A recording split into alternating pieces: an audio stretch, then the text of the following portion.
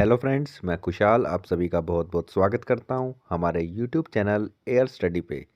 आज की हमारी डिक्टेशन है कैलाश चंद्रा वॉल्यूम 16 से exercise number 350।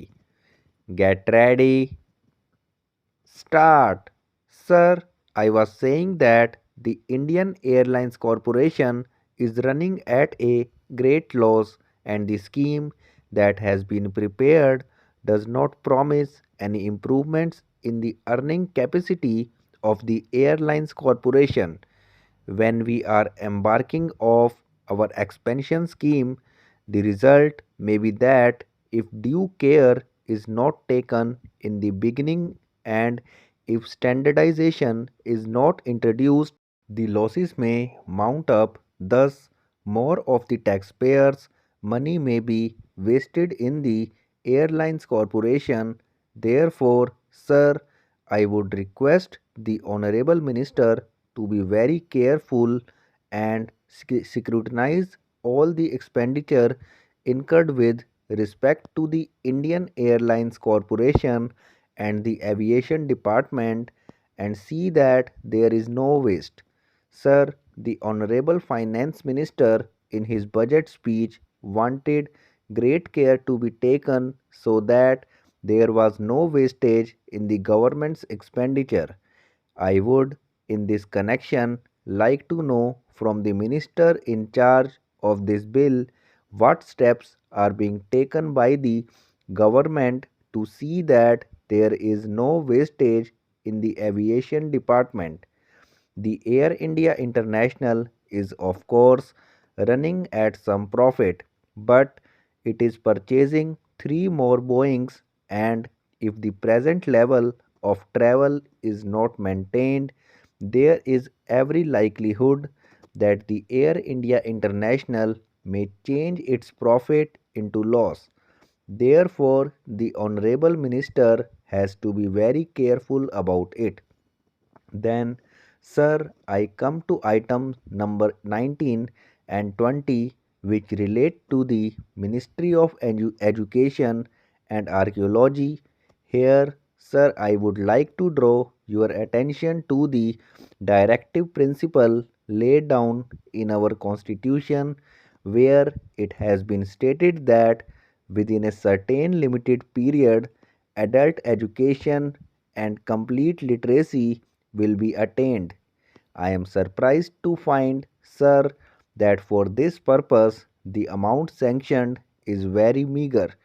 The finances of the states are limited, their sources of income are limited, and what they get from taxes is mostly spent on maintaining law and order and no other items like judiciary and civil administration, etc. And therefore, unless the central government comes to the rescue of the states in the matter of education, I do not think there will be any substantial progress in this respect. I am sure that the Honorable Minister will say that education is a state subject and it is not therefore the responsibility of the center. Then, sir, I come to the item pertaining to the External Affairs Ministry. In this connection, I would like to submit that I am very glad that the Honorable Prime Minister has made his stand very clear about Kashmir and I wholeheartedly welcome it. I am very glad to find that at long last, after 2 years, he has stated that the stand of India clearly, and therefore I wholeheartedly support the expenditure pertaining to the Ministry of External Affairs. I would like to know in this connection only one thing.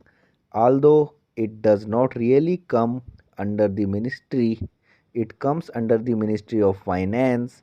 I would like to know the steps taken by the Finance Minister about the settlement of the loan due to India from Pakistan.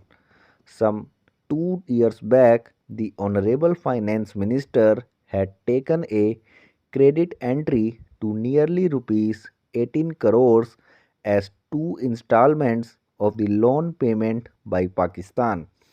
I should call it the pre-partition debt, but that money was not received by India and the amount is still due from Pakistan.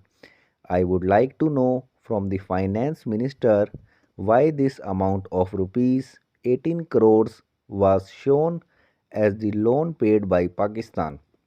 We have done our part of the bargain because in 1950, when Pakistan wanted its share of the cash balances of the Reserve Bank, India immediately paid rupees 55 crores to Pakistan towards its share of the cash balance. But Pakistan has not kept its part of the bargain. Therefore, I would like to know the steps taken by the finance minister to recover the debts due from Pakistan.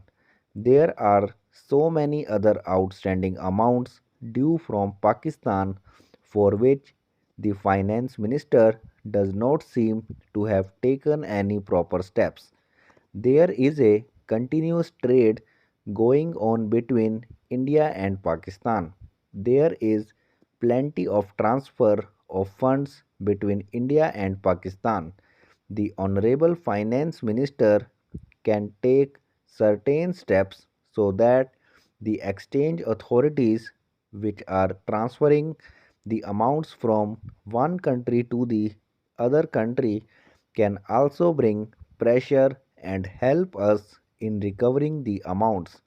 Probably the Honorable Minister, being a lawyer, may be thinking along judicial lines, but I never thought along those lines. I did not suggest that we should ask for a decree the Hague because that is quite impracticable. But there is a practical method of doing it, and that is through trade between the two countries. Then I come to the subject of grants in aid to the states. Sir, more of these grants are made to the state governments. Thanks for watching this video. The